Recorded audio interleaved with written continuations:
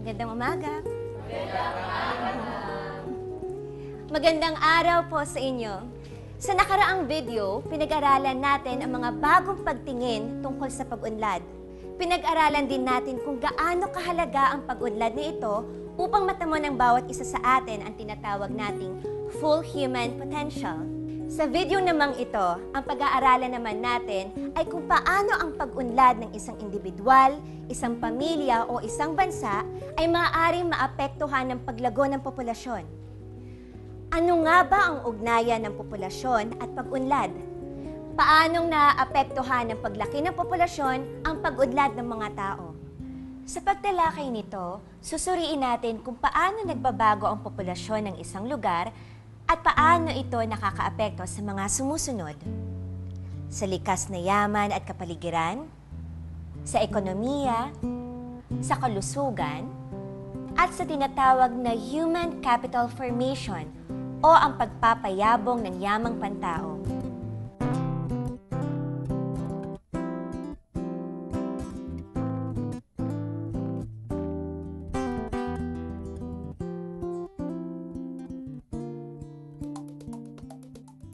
Ang populasyon ay ang bilang ng mga tao sa isang lugar. Nagbabago ito dahil sa panganganak, kamatayan, at paglipat ng tao ng tirahan, maging papaalis o padating sa isang lugar. Kapag mas marami ang suma ng bilang ng mga ipinanganganak at dayo, kaysa sa suma ng bilang ng mga namamatay at mga umaalis, lumalaki ang populasyon ng isang lugar. Kapag lumalaki ang populasyon ng isang bansa, nagkakaroon ito ng epekto sa maraming bagay. Ito ang tatalakayin natin ngayon. Isa sa mga naapektuhan ng paglaki ng populasyon ay ang likas na yaman at kapaligiran. Ano-ano nga ba ang maaaring maging epekto ng paglaki ng populasyon dito?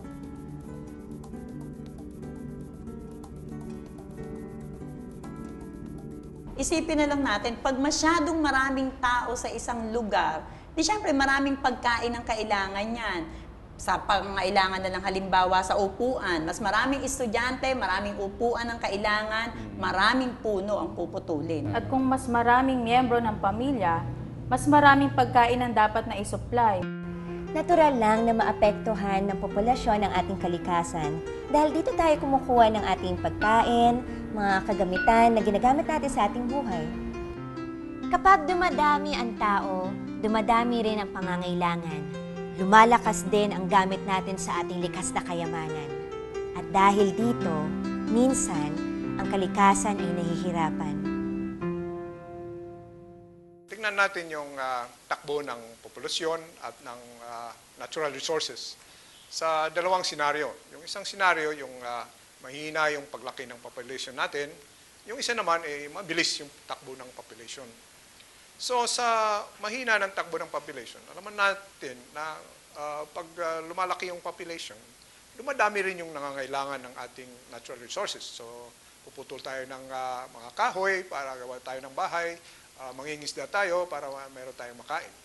So habang nagagamit yung natural resources, wala namang problema pag mahina lang yung pagtakbo ng population kasi merong time yung ating natural resources to regenerate itself, sabi pa. So, yung naputol natin na kahoy, meron na rin tutubo mamaya.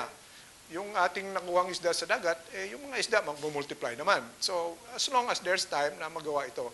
So, walang problemang ganun kasi hindi nga mabilis yung pagkuha natin sa ating kalikasan. So, now, yung sa other scenario naman, na napakabilis nung pagdami ng tao at mabilis na rin yung pagkuha natin dun sa ating natural resources. So, ang mangyayari niyan is baka hindi na kakayanin ng ating natural resources to regenerate itself. Yung marami na tayong naputol ng kahoy, matagal na naman bago makakuha tayo ng ganyan na forest. Yung na isda na nakuha nating isda, baka mamaya wala na tayong makukuha doon kasi bigla nating inubos. Ang nakakasama pa dito, kasi kung malakas na talaga yung pressure to use those resources, may mangyayari na baka improper na yung ating pagkuha, pag-extract ng resources. Kagaya nung parang deforestation or yung cyanide fishing, parang ganun. So, mas lalong nasisira yung ating natural resources. Lipat naman tayo dun sa urban areas at ano naman yung epekto ng population dun. Alam naman natin sa urban areas, siyempre marami yung tao doon, densely populated. At nangyari yan dahil sa karamihan sa migration. So, pwede rin natin tingnan yung dalawang senaryo kung ang paglaki ng population dun sa urban areas hindi naman gano'ng kabilis. So, pwede na rin, kaya na rin siguro na tugunan natin ano yung mga kailangan ng mga tao sa urban areas, ano yung kanilang transport, ano yung kanilang environment, sanitation, and so on. At maplano yan ng mabuti at ma-implement. Meron tayong panahon para magawa yan mientras na lumalaki yung ating populasyon. Pero ang sitwasyon baka iba pag napakabilis naman ng pagdami ng population. Kasi baka hindi na tayo, there's a risk na yung ating adjustment to this rapid increase, hindi na complete, hindi na adequate. Kasi nga, kailangan ng resources, may timing problem, meron pang baka may institutional factor na kailangan mangyari pa bago ma-solve yung mga problems. So, posible na ang epekto niyan mamaya is magkakaroon tayo ng pollution, kakaroon tayo ng problems with environmental sanitation, may problema tayo sa housing kasi hindi nga kayang madalian na ma-adjust. So, hindi question na mag-a-adjust tayo. Ang problema lang, kung masyadong mabilis, baka hindi natin ma-adjust completely.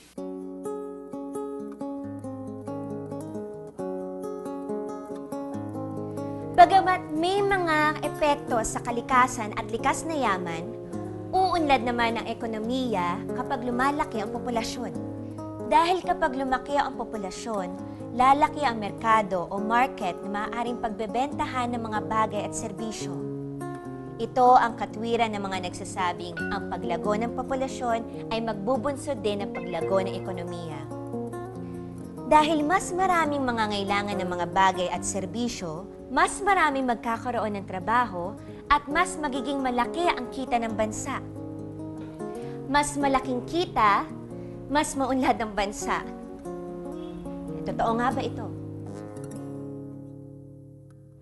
Ang pag-udlad ng ekonomiya ng isang bansa ay nakadepende sa kung anong uri ng tao ang bumubuo sa isang populasyon. Kung magiging produktibo ang mga miyembro nito, maaari siyang makapag-ambag sa pag-unlad. Pero kung ang mga bumubuo sa populasyon na yon ay hindi produktibo, anong pa ang maiaambag nito sa ating lipunan, di ba? Pagmasdan natin ang isang pamilya. Kapag dumadami ang anak, dumadami din ang gastos nito. Mababawasan ng ipon at sa ilang pagkakataon ay kailangan dagdagan ng trabaho ng mga magulang. Pagtagal naman, kapag nagtatrabaho na ang mga anak, ang tradisyonal na pag-iisip ay magsisimula ng maging maginhawa ang buhay ng mga magulang. Ito ay dahil mababawasan na ang responsibilidad sa mga anak. Bawas na rin ang gastos. At makakatulong pa ang mga anak na may trabaho sa pagtugon sa mga pangangailangan. Ganito rin ang sitwasyon sa pambansang ekonomiya. Kapag marami ang mga anak at dumating na sila sa gulang na sila ang nagtatrabaho, marami na ang magiging kita ng bansa na susuporta sa mga nakatatanda at magre-retiro. Yun ay kung wala pa ring sariling pamilyang kailangang suportahan ng mga anak. Pero kung mayroon na at malaki pa, ano nang mangyayari? Baka hindi na makatigas sa pagtatrabaho ang lolo at lola o wala nang magagamit pag nagretiro na sila. Para masagot natin yan, siguro pag-usapan muna natin kung what motivates parents from having children. So kunwari, meron tayong dalawang pamilya, sila dalawa ay mahihirap. Yung isa, ang inisip niya sa mga bata ay something that they can love, they can care for, they can nurture, they can educate so that they become successful in the end. So meron din siguro isang pamilya na ang isip niya sa mga bata is kailangan ko ng marami para makatulong sa akin kasi mahirap ako. So, tingnan natin ano yung consequences. Yung ang isip niya is konti lang yung anak niya, kayang-kaya niya, maski mahirap siya, kayang-kaya niyang palakihin, pa-educate, nutrition, and so on. So, ang consequences niya, paglaki ng mga bata, they're more productive kasi na-educate, proper nutrition, and so on. Yung isa naman, kasi marami sila at mahirap nga, nahihirapan yung pamilya na sa bata pa lang, hindi nabigyan ng nutrition, proper health, at saka pag medyo malaki na at inaano na ngang makatulong, baka pati yung pag-eskwela ng bata hindi na natatapos.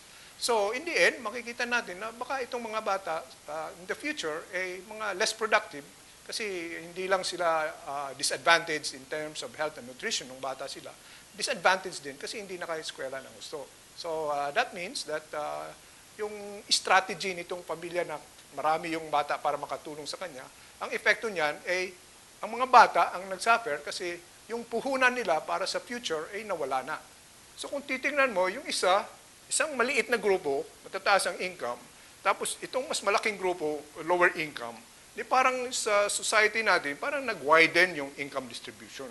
So baka yun ang magiging epekto na rin. Maaari nga lumago ang ekonomiya, tumaas ang GDP o GNP o ang kabuoang kinikita ng bansa. Subalit, bumubuti ba ang buhay ng karamihan? Umaangat ba ang buhay ng mga mahihirap? Nadadagdagan ba ang kita ng bawat isa kumpara sa kanyang mga pangangailangan at sinusuportahan?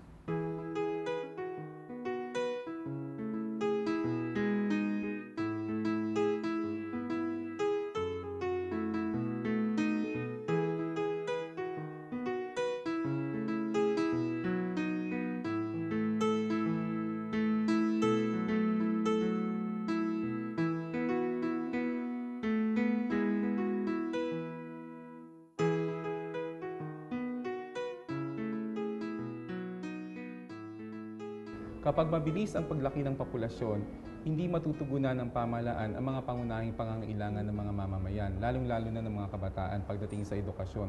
Pero kapag normal lang ang paglaki ng populasyon, makakaagapay o makakatulong ang pamahalaan para matugunan ang mga pangangailangan ng kabataan, ng mga mamamayan, lalong-lalo na sa serbisyo pagdating sa kalusugan. Now, kung malaki ang populasyon, paano ka magpuproduce ng maraming mga doktor, nurses? So mahihirapan ngayon, lalong-lalo na pagdating sa kita ang pamahalaan, natugunan talaga ang malaking porsyento o paglago ng populasyon sa ating bansa. Ang tanong ay ano ang kailangang paggastusan at ano ang tamang tinutustos para sa health and education.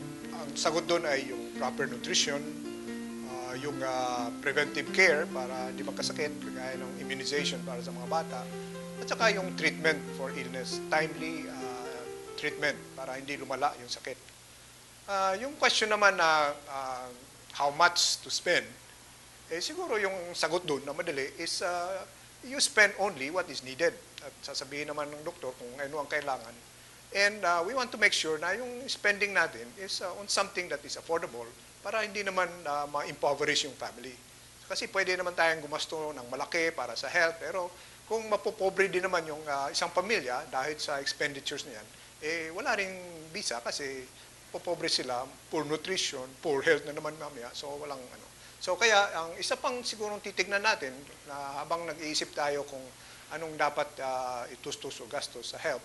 So hindi lang yung direct health expenditures, yung pambayad sa doktor at saka sa facilities. Kung hindi, ano yung pwedeng protection kagaya ng health insurance? Kasi pag tayo nagkasakit, lalo na kung malala yung sakit at malaki yung babayaran, hindi tayo lahat ng magbabayad. Kung hindi merong either gobyerno o social health insurance na magbabayad nun. Tingnan natin sa buhay ng isang tao, mula nung siya ay bata hanggang siya ay maging matanda. So dun sa bata pa siya, baby, infant, and so on, or even before that, gaya ng mga sinasabi ng mga studies, kailangan talaga yung proper nutrition, proper health care at that point. Kasi kailangan dun sa kanyang physical and mental development ng bata. At ang mangyayari niyan, pag hindi natin na gampanan yun, na requirements, meron siyang epekto sa succeeding requirements. Ang succeeding requirements is yung bata ngayon, mag-iiskwela na. So kung poorly nourished siya, at saka poor health, hindi siya masyadong attentive sa school, baka marami siyang absences, kung absent siya, hindi na siya interesado, baka magda-drop out na yan. So meron siyang impact dun sa performance niya sa school. So kung sa next step naman, the next stage na kunwari ano na siya, adolescent or working age na, ang kailangan naman niya serbisyo, yung employment. Pero kung yung kanyang disadvantage sa bata pa siya, poor nutrition, carried over with poor education, pagdating niya ngayon sa labor force, wala siya masyadong alam, hindi siya naka-eskwela, hindi siya malakas, hindi rin siya not productive, low income, parang gano'n. So, hindi rin niya maayos yung kanyang kabuhayan. So, patandain muna natin, huwag muna natin siyang patayin. Tandain muna natin. Meron na naman siyang kailangan ng mga matatanda. Doon na naman kasi yung kanilang health na naman magsasuffer na as they grow older. So, kailangan na naman mga serbisyo ng health at nutrition pang matanda. Iba yung kaysa sa bata. So, habang tumatanda yung tao, merong serbisyong kailangan at any point in the life of that person.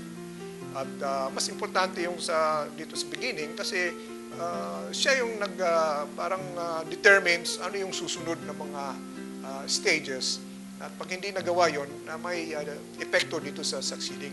But in any case, kailangan talagang mabigyan lahat. Ang isa pa nga, meron tayong stage doon, lalo na sa women of reproductive age, na sila ay mga anak, so may kailangan silang special na healthcare. Yung healthcare, maternal healthcare, at saka yung kanilang mga bagong anak, which is newborn care and so on. So, makikita natin na sa different groups of people, there are different stages of life, iba-iba yung kailangan. At kailangan na nandyan yung ating serbisyo, galing sa gobyerno, galing sa private sector, at galing na rin sa mga kagayahan ng mga pamilya kung ano yung mga gagawa nila para makuha yung mga serbisyo na yun. Ang pagkakasakit ay dagdag pabigat sa gastusin ng individual, pamilya at ng bansa. Kung ang paglago ng populasyon ay nagre-resulta sa kakulangan ng wastong pagkain, di ligtas na kapaligiran, at maliit na pondo para sa samot-saring pangangailangan ng mga mamamayan, ang kalusugan ng mamamayan ay nalalagay sa alanganin. Bumababa ang kalidad nito at kadalasan ay nauuwi sa pagkakasakit. Ang isa sa mga mahalagang konsepto sa pagtalakay ng pag-unlad ay ang tinatawag nating human capital formation o ang pagpapayabong ng yamang pantao. Ang sari-saring epekto sa kalikasan, ekonomiya at kalusugan ay nakakaapekto din dito. Ano nga ba ang ibig sabihin nito? Ang human capital formation ay tumutukoy sa paghubog sa kasanayan at kaalaman ng tao upang makapag-ambag sa lipunan. At mangyayari yan kung may tamang nutrisyon ang mga bata o yung mga tao, syempre, di ba? Kung meron silang malusog na isip, yung kanilang katawan na alagaan, hindi sila nagkasakit, sabi mo nga, makapagbibigay sila sa pamahalaan ng talino na kinakailangan para mapaunlad yung bansa, pati lakas, di ba? Ang ibig sabihin ng pagpapayabong ng yamang pantao ay ang pangangalaga at pagpapaunlad ng mga kakayahan ng tao upang sila ay maging produktibo at makatulong sa pamayanan. Upang magawa ito, nangangailangan ng suporta o investment sa larangan ng kalusugan, pagkain, edukasyon, skills training o pagsasanay sa mga kagalingan at paglalakbay upang makahanap ng mas magandang kabuhayan. At di lang sa pagkabata o sa mga panahong ang bata ay nasa eskwela, ang lahat ng ito ay kailangan ng bawat tao sa bawat antas ng kanyang buhay. So, tingnan natin, isa-isahin natin ano ibig sabihin yan. So, formation is creation, production. Capital, ano yung capital? Sa economics, that is a good that is produced and is intended as input to further production. So, for example, machine, we produce a machine. So, it's considered capital kasi we use that machine to produce other goods. In fact, produce other machines. Parang gano'n. So, pag human capital naman, ang tinitingnan natin doon, ano yung aspects of the human person that can make him productive. Something that we produce in that person that will make that person productive. So ano ba yun? So proper nutrition, good health, knowledge, and skills. So those are capital na pwede naman siyang gamitin for the enjoyment of the individual, but also they can be looked at also as we produce so that they can be used for further production, for greater productivity. There are also, kasi palagi yun ang sinasabi, health, nutrition, education. Baka pwede rin nating sabihin na meron pang other aspects na pwede nating sabihin ding human capital. One of those would be honesty, truthfulness, discipline. Kasi yun, maganda para sa tao, gusto natin sa isang tao. Pero kung honest ka, truthful ka, disiplinado ka, mas magaling ka rin dun sa workplace. Mas productive din yung organization natin kasi hindi ka na babantayan kung honest ka. Hindi ka na mayroon pang we use resources para ma-enforce yung mga rules. So mas maganda yung organization, mas efficient. So yun yung additional thing that we can consider in addition to the traditional thing about human capital na health, education, and nutrition. Human capital formation is a lifelong process. It starts from conception all throughout the life course. A person must remain healthy, continue to learn, acquire skills, and hone these skills in order to maintain and enhance his productivity. However, there are certain critical stages of the life course that requires more intensive investments in certain types of human capital formation. For example, studies have shown that from conception to the first 2 years of life, investments on health and nutrition are critical because these yield beneficial effects even up to late adulthood. It has also been shown that early childhood nutrition is a good predictor of learning capacity and schooling achievement.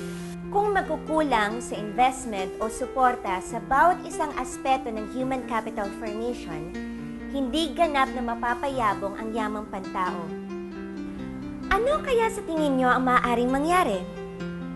Alam niyo mga kasama, kung hindi rin naman mabibigyan ng maayos na suporta sa kalusugan, edukasyon, at iba pang mga bagay na kailangan yung mga kabataan natin at yung mga mamamayan, siguradong limitado rin yung kaya nilang iambag sa pag-unlad.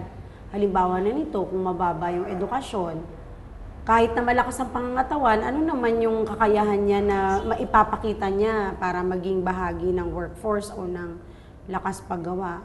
Gayun din kung matalino naman, maayos naman yung edukasyon, mahina naman o limitado yung kalusugan at ibinibigay na suporta sa kalusugan at nutrisyon, wala naman lakas para ipakita yung kanyang kakayahan. Kaya dapat mapagsabay ng pamahalaan at ng mga pamilya yung kanilang suporta para sa ating mga kabataan tungkol dito. Upang umunlad ang isang bansa, hindi lamang infrastruktura ang kailangan, kundi ang pagpapaunlad ng kakayahan ng mga mamamayan. Kung limitado ang kakayahan ng mga mamamayan, limitado rin ang uri ng mga trabahong kanilang magagawa at malilimitahan din ang mga oportunidad para sa sariling pag-unlad. Sa ganitong sitwasyon, mahihirapan tayong matamo ang ating full human potential. Sa kabilang dako naman, makikita na ang pagpapayabong ng yamang pantao ay nakatutulong ng malaki sa pag-unlad ng mga bansa. Kahit yung mga kakaunti ang likas na yaman, makikita ito sa karanasan ng mga bansang Taiwan, Japan at Singapore na nagpapakita ng pag-usbong sa ekonomiya sa mga nakaraang dekada. Bunga ito ng pagbibigay nila ng pansin sa pagpapayabong ng mga kakayahan at talino ng mga mamamayan at paghihikayat na sila'y maging masipag at mahusay sa paggamit ng makabagong teknolohiya. The benefit of education to individuals is that it increases their earning potentials. A less obvious benefit is that education also capacitates individuals, gives them agency so that they can make better decisions and choices, especially with respect to the well-being of their families. Ultimately, all of these benefits redound to the good of the country as well. No country is worse off because of an educated labor force. Perhaps a less obvious benefit of education to the country is that a highly educated labor force is very productive, and therefore it has the capacity to earn more savings. And as we all know, savings from a macro perspective translates to investments and may therefore generate more jobs. Also, from a micro perspective, productive labor force that is able to save more will be able to save also for their future. Increased savings of working individuals can also provide security for their old age, which means to say this minimizes the burden on their families and on government to provide for them when they get old. Ang paglaki ng populasyon ay maaaring magkaroon ng positibo o negatibong epekto sa pag-unlad ng isang bansa. Nakasalalay ito sa kung napapangalagaan ang kapaligiran, kung ang paglago ng ekonomiya ay nangangahulugan ng pag-angat ng buhay ng nakararami, kung napapangalagaan ang kalusugan ng mga mamamayan, at kung napapayabong ang yamang pantao sa pamamagitan ng suporta sa nutrisyon, kalusugan at edukasyon. Makaraang matalakay ang maaaring maging epekto ng paglaki ng populasyon sa likas na yaman, ekonomiya, kalusugan at yamang pantao. Marahil ay maaari na tayong bumuo ng sarili nating mga pananaw tungkol sa epekto ng paglaki ng populasyon sa ating bansa. Sana ay naging maganda ang ating pag-aaral tungkol sa ugnayan ng populasyon at pag-unlad. Sa tulong ng iba pang education materials at pakikipagtalakayan sa ating kapwa-guro, inaasahang lalong mapapayaman ang ating pag-unawa tungkol dito.